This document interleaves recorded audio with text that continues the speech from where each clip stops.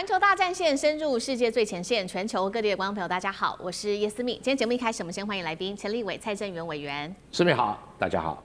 国际情势专家赖岳谦老师。主持人好，观众朋友大家好。前国安会副秘书长杨永明老师。思密好，各位朋友好。陆军退役少将厉正杰将军。思密好，各位观众大家好。好，观众朋友，今天节目一开始特别要来关心到的是，因为呢，最近传出了非常多美军伤亡的数字。那么我们在最新的数字，现在统计又再添13人阵亡了。这个数字让川普也是吓了一跳。当然，川普在这个时候还是持续喊美国赢了。那么伊朗的部分则是出动了最强飞弹，狂轰美军基地。这场战事正在持续的升温当中。我们要赶快来看到这个是川普他最新又在对外喊话说美国赢了，但是呢，我们来看到数字并不是这样说话的。我们来看到这是来自于这个伊拉克的武装团体伊斯兰抵抗组织特别公布了美军的最新伤亡数字。他说对美军基地进行了31次的袭击，最新数字再添13名美军阵亡，数十人受伤。除了这个消息之外，我们还收到了一个最新消息，是在伊朗1日的时候清晨对美军驻科威特基地发动了这一场无人机袭击，伤亡程度远超过先前公布的资讯。除了造成6名美军的殉职之外，还有数十人也遭到了重挫，伤势非常的严重，包括了脑部的创伤、灼伤，还有炮弹炸开瞬间造成的破片伤，至少1名士兵可能面临截肢，这是我们收到的最新消息。而另外一方面，我们来看到伊朗持续的展开行动，真实承诺4已经好几回合了，数十回合。现在最新的一次是在1日这一天，飞弹跟无人机持续的锁定美军在中东的军事设施，使用的是4款他们的飞弹，全部一起出马了。这当中包括了霍拉姆沙赫尔、加德尔系列、埃马德中程跟海巴尔高超音速导弹等等。纽约时报最新的报道说，这一次的攻击从卫星图像来看，至少造成了17处美军的设施都遭到破坏，当中知名的包括卡达、乌代德空军基地、科威特萨利姆空军基地等等。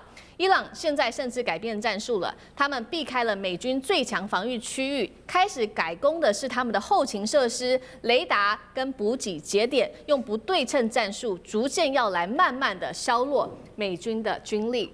川普这时候喊说赢了，伤亡数字却不断的暴增，川普还说胜利了，那胜利的点在哪里？将军怎么看？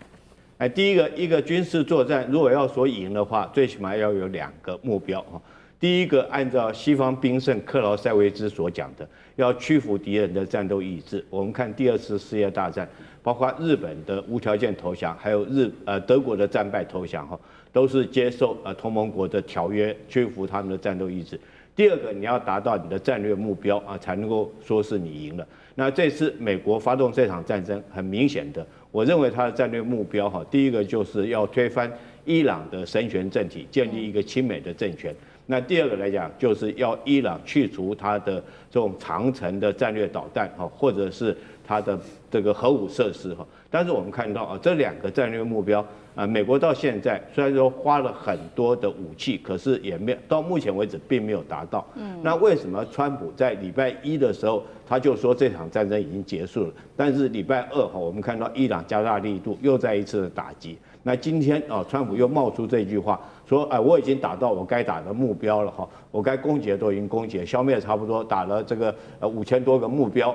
那这场战争大概已经快收尾了。我认为川普会讲出这种话，就会川普的赢学，大概不外几个原因。第一个，他认为自己这个美军的伤亡对他造成很大的影响，因为美军的伤亡其实对美国来讲会影响到整个这个民心士气甚至于会激发起反战的情绪。我们从越战还有这个阿富汗战争都可以看得到这个毕竟川普是民选的总统，他之后还要面对其中的选举。那如果说是过多的美军伤亡引起美国老百姓的反战的情绪来讲的话，当然不利于他这个其中选举这是他国内的因素。那国外的因素来讲的话，我们都知道这个近期因为荷姆兹海峡被封锁造成全世界的这种这个油价的这种飙涨，还有这个天然气的飙涨那不利于全世界的这种经济。甚至于各国都已经开始要释放出战备储油，不然的话通货膨胀。通货膨胀不要以为说美国自己有产油就可以幸免于外这个油价一涨是全世界的，包括美国民众现在已经感受到这个油价的上涨对他们生活造成压力。那当然对全世界很多的国家尤其是同盟国家更是如此，尤其是海湾这些国家因为战争的关系，让他们的油没办法卖出去。那对于这些同盟对美国同盟的这些海湾国家，当然经济上会造成很大的影响。所以我觉得这个川普在国际上面也有他的压力。第三个，我认为川普来讲，在持续战力来讲的话是不足的因为我们刚开始他可能设定的是一场速战速决借着武力的恫吓胁迫伊朗能够屈服，但是没想到伊朗虽然说被打得很严重，可是一直坚强抵抗到现在，甚至于到今天为止这伊朗还在做，虽然说反击的力道有减弱，可是在量的方面虽然减弱，可是在质的方面来讲，它并没有降低。所以我认为川普他可能因为自己知道长期下去对他是不利的，在这种状况之下，他只能给自己找一个台阶下，说我们赢了。我觉得他讲我们赢了，紧接着下来他就想办法要结束这场战争。好，川普想要赶快的结束这一场战争，那同时纽时也特别指出了说，伊朗现在专攻的就是美军的弱点。那美军的弱点跟川普的弱点，赖老师又怎么看？美军的弱点就是美国的武器，它现在缺稀土，所以它的高昂贵的、高精密的这些武器的制造商，它需要稀土。那我们来看看现在的伊朗的打法，它首先前一段时间的第一波的打法，它基本上消耗的是它旧的液态燃料的这些导弹，可是它用它便宜的旧的液态燃料的导弹搭配无人机，去消耗你美国的昂贵的防空导弹。所以它在前几波的时候，不管是美国或是以色列，它的昂贵的防空导弹基本上被消耗的情况非常的严重。那美国的昂贵的防空导弹，不管是在乌克兰战争已经被消耗一大部分，在前段时间红海，也就是去年，也门的胡塞组织在红海对于美国、以色列、英国的这些油轮的攻击，其实我们也很明显的看到，美国的杜鲁门号的航母，它基本上都已经烧到都黑了，也就是说，它的防空导弹打到都已经没办法再打的一个情况。这代表什么？美国的这个防空导弹是它的很大的弱点。那这些昂贵的导弹被消耗很大一部分的时候，都要挖东墙补西墙，要从韩国的这个萨德系统把这个6个导弹车都拉过去，那就是代表什么？代表美国它基本上来讲已经这赶不上，就是生产制造赶不上所消耗的能量。这第一个它的弱点就出来了。接着你看到的是，它开始用无人机去要把中东地区的这些已经花了几十年，花了不知道多少个1000亿的钱所打造出来的这种金融中心、交通运输国际枢纽中心，还有就是未来的数位发展中心、AI 中心的这些阿拉伯海湾国家，全部要引入战争。而伊朗吃定的就是这些海湾国家不可能跟伊朗发生交战，因为他们很明显的知道这不是属于他们的战争，而他们如果帮美国或是以色列，特别是以色列来帮以色列打这场跟伊朗的战争，这显得更荒唐、滑稽、可笑。所以他们不可能在被挨打的情形下，他们也反制的跟伊朗变成交战。为什么？迟早美国他撤走了以后，那这个就是他们要面对的是一个跟9000多万人的战争，他们也不能这样打。这个对于川普来说，这也是他的弱点。为什么？因为中东国家这些富有的国家的经济、财政、金融跟美国的华尔街的经济、财政、金融是交织在一起的。那当中东的国家在这方面受到伤害的时候，对于美国的本土的金融的这些基金，他们也都会受到伤害。这个是金主上的一个伤害，所以我觉得金主就会影响到川普本身所获得的这个竞选的经费。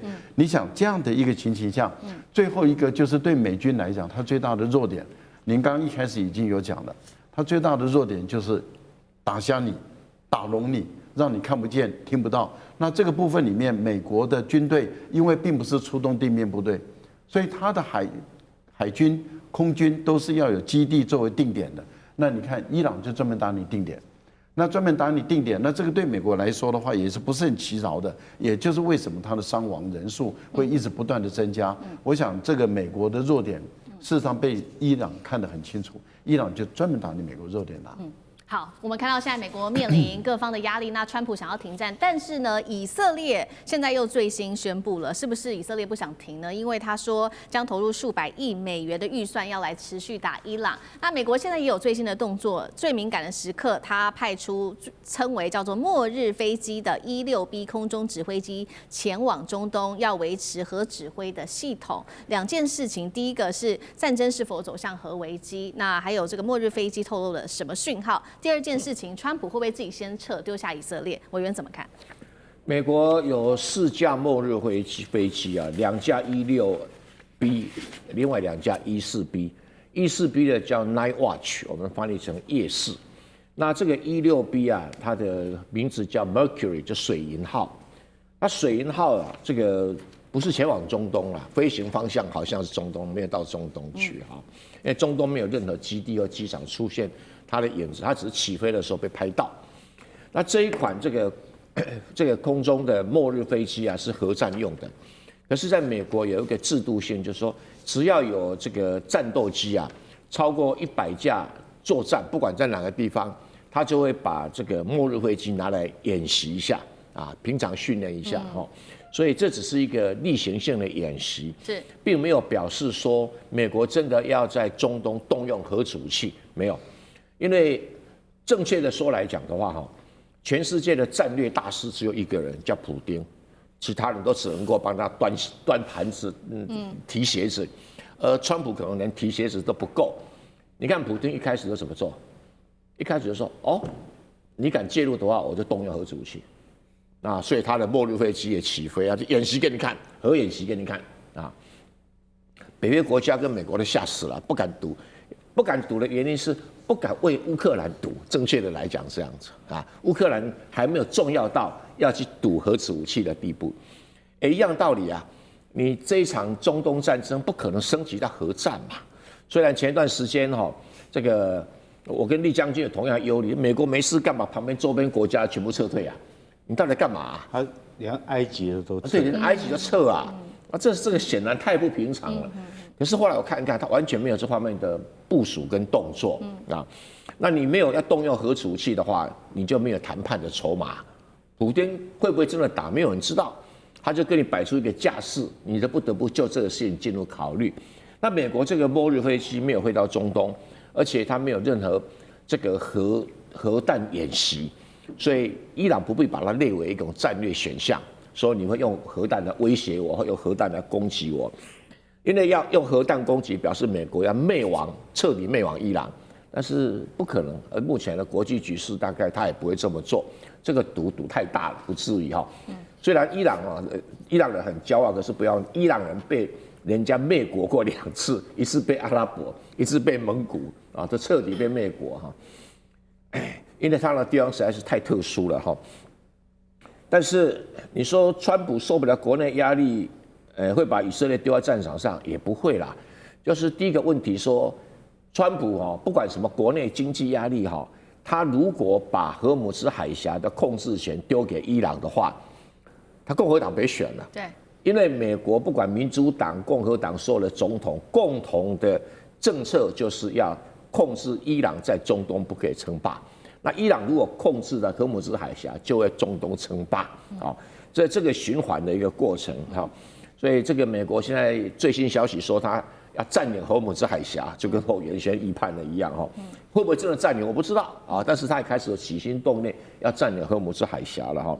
那接下来就看本事啊，因为我觉得川普他不是一个战略大师，像普丁这种，我愿意死多少人来达成什么战略目标。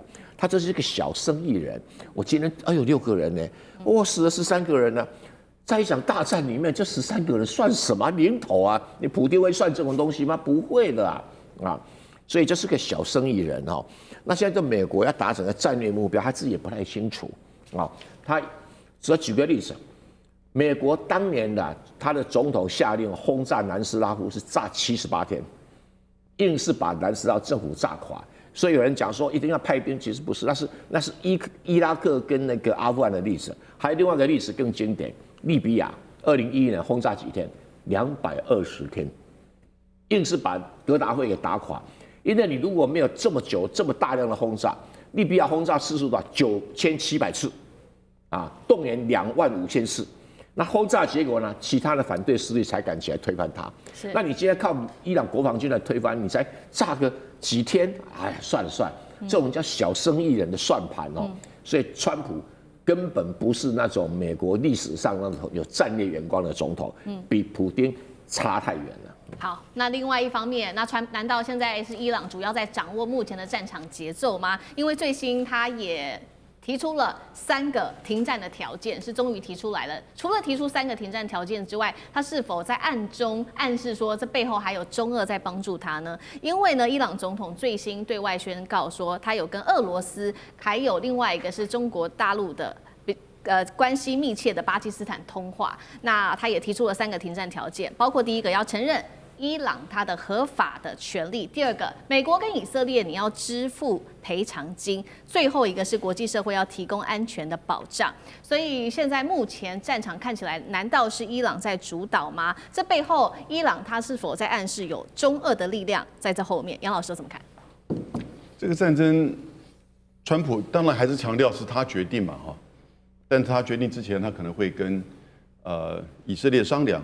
那然后呢，也大概会跟他的金主，也就是要看那个油价或者是股市的线的变化。然后呢，同时他当然也要看伊朗这边跟美国的对抗达到了什么程度。所以你说最后还是谁决定呢？如果真的还是川普决定的话，但是真正影响他的还是伊朗、油价，还有以色列。以色列现在看起来很强硬哦，又觉得这是一个难得的机会，所以绝对不愿意退让。尤其内塔尼亚胡还跟他的自己本身政权的稳定跟维护有关系。那伊朗现在提出就是佩泽斯基安这总统提出来3个，就简单的说，他就是要你道歉，赔偿，保证。美国怎么可能做得到？所以我觉得短期内根本不可能会有那种美国跟伊朗在谈判桌面前坐下来的这种机会。那伊朗现在也强调，我就是跟你打这个不对称的消耗战。对。那什么叫不对称？它不只是武器的不对称，它也在地缘跟地理上的不对称。武器指的是它就是透过它的无人机跟弹道飞弹，不只是针对以色列美军基地、海湾各国，那尤其是在威胁荷尔木兹海峡。那地理上呢，就是荷尔木兹海峡的这个地缘位置，最短最窄的地方只有33公里，另外一边全部都是伊朗，所以呢，昨天有4艘，就是一直到今天为止，有英国、日本、赖比瑞亚等国的这些油人泰国都被炸。对，那泰国的那艘油轮还烧起来，那个照片传遍全球，所以今天你看到油价、股价就开始在波动，所以大概。然后呢 ，IEA 就是要求大家就释放这个战备储油，美国已经释放了4成，1.7亿桶，大概都可以维持1个月到1个半月。所以我们现在看战争哦，看就是3月底以前，那如果3月底以后还在持续，那这个事情就会变得更严重，因为就要释放更多的战备储油。那这个时候呢，油价的变化以及以色列的压力，以色列持续还会有被轰炸的压力，对川普就会产生很大的影响。至于中俄有没有影响，我觉得到现在为止，都没有任何的媒体报道，就是显现出中国大陆有提供援助。可是俄罗斯可能在开战的时候或者过程当中有提供一些这个定位啊，以及在这个某一些上面的支持。你看到俄罗斯的总统普丁已经跟佩泽斯基安有通电话，那这样子的一个想要去重回这个地缘政治的影响，这个当然是普丁当中打的盘算。好，谢谢杨老师。那我们休息一下，马上回来。地缘政治、美中之争、战略价值、强权崛起、小国生存，现在与未来洞悉事件走向，掌握世界脉动，全球观点尽在环球